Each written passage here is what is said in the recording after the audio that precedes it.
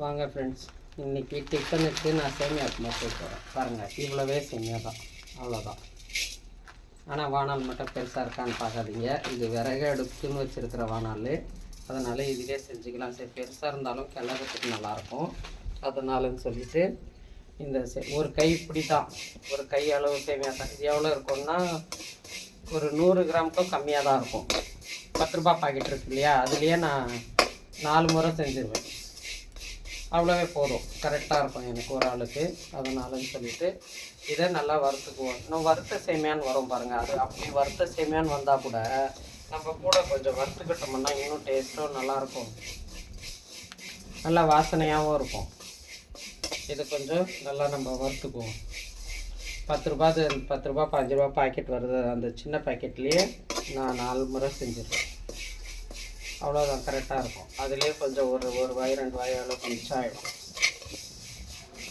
வானால் மட்டும் பெருசாக இருக்குது இல்லையா, இது இப்படி கிளற நல்லாயிருக்கும். விறகு அடுப்பில் காற்றுல அனல் அடிக்குது நல்லா. கொஞ்ச நேரத்தில் ஆகிடும் இது. பாருங்கள், போட்டேன், இப்போ தானே போட்டேன், ரெடி ஆகிடுச்சு பாருங்கள். இப்போ இதை நம்ம தட்டுக்கு மாற்றிக்கலாம்.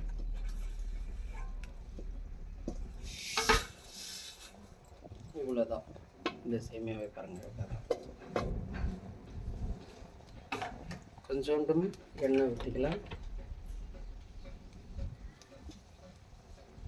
ஒரு ஸ்பூன் அளவுக்கு தான் எண்ணெய், ரொம்பலாம் கிடையாது. அது கொஞ்சம்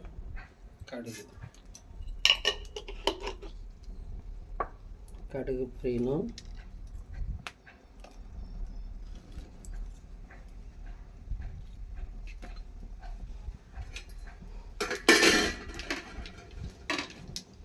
கடுகு பொரிஞ்சதுமே கடலைப்பருப்பு இல்லை, அதனால் உளுத்தம்பருப்பு போட்டுக்கிறேன்.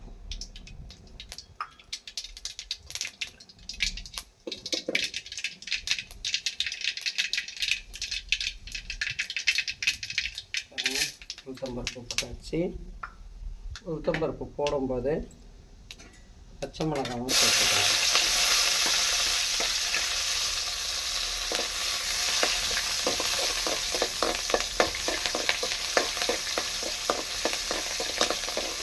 அது 2 பச்சை மிளகாவும் உளுத்தம்பருப்போடு கூடவே கரெக்டாக வதங்கும். கடலைப்பருப்பு இல்லை இருந்துட்டு அதனால் நான் தக்காளி போடாமையே செய்கிறேன். ஒரே ஒரு வெங்காயம் தான். இது கொஞ்சம் கண்ணாடி பதம் அளவுக்கு வரணும். அது கூட கொஞ்சோண்டு உப்பு, நம்ம சேமியாக்கு தேவையான அளவுக்கு உப்பு அது கூடவே சேர்த்துட்டோம்னா கரெக்டாக வதங்கிடும்.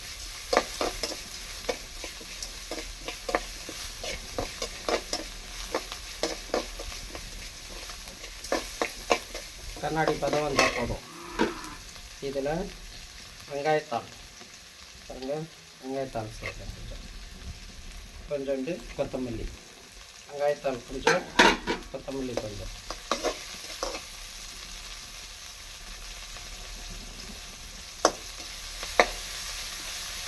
இது வதங்கட்டும். கூட கொஞ்சமாக மஞ்சத்தூள் சேர்த்து செய்யலாம், இல்லைன்னாலும் விட்டுடலாம். நான் சும்மா ஒரு சிட்டிக்கு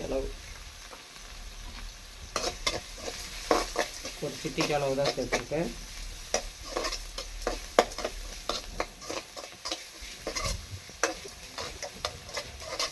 அவ்வளோதான்.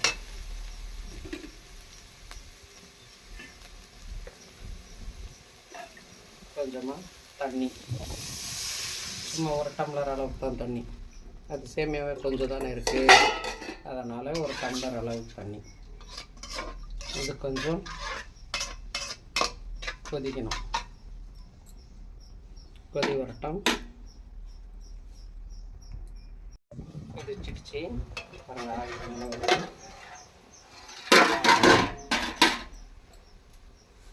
இது சேமியா போட்டுக்கலாம். சும்மா 1 டம்ளர் அளவுக்கு தண்ணி வச்சா போதும்.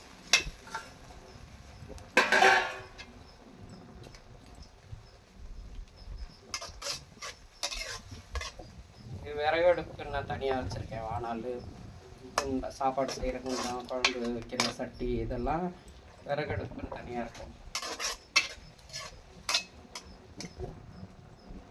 வெங்காயத்தாள் நம்ம குழம்புல கூட போட்டுக்கலாம். கறி குழம்புலாம் வச்சோம்னா கூட வெங்காயத்தாள் போட்டு செஞ்சால் உடம்புக்கு நல்லது.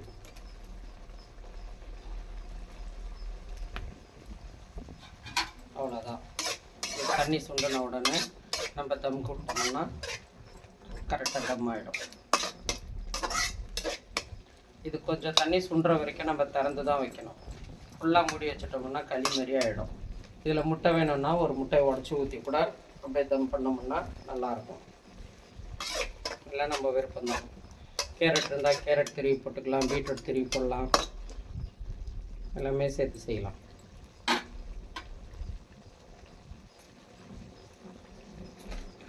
பாருங்கள், ரெடி ஆயிடுச்சு. இது தண்ணி வடிய கொஞ்சம் தம் போடணும்.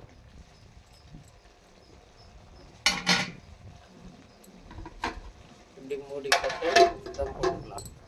தம் ஆகட்டும். பாருங்கள், ரெடி ஆயிடுச்சு. அவ்வளோதான். பாருங்கள் எப்படி ஆகிருக்கு. பாருங்கள், உதிரி உதிரியாக வந்துருச்சு. பாருங்கள், நம்ம வறுத்த சேமியான்னு இருக்கும், ஆனாலும் நம்ம வறுத்தோம்னா தான் நல்லாயிருக்கும். பாருங்கள், நீங்களே இதேமாரி செஞ்சு சாப்பிடுங்க. பிடிச்சிருந்தா லைக் பண்ணுங்கள், ஷேர் பண்ணுங்கள், கமெண்ட் பண்ணுங்கள், பெல் பட்டனை தட்டி விடுங்க ஃப்ரெண்ட்ஸ். எல்லோரும் நலமாக இருக்க வேண்டும் என்று அல்லாஹ்விடம் செய்கிறோம். எல்லா புகழும் அல்லாஹ் ஒருவனுக்கு, சாந்தியும் ஸலவாத்தும் நபி ஸல்லல்லாஹு அலைஹி வஸல்லம் மீது உண்டாகட்டும். அஸ்ஸலாமு அலைக்கும் வரஹ்மத்துல்லாஹி வபரகாத்துஹு. ஜஸாக்கல்லாஹ்.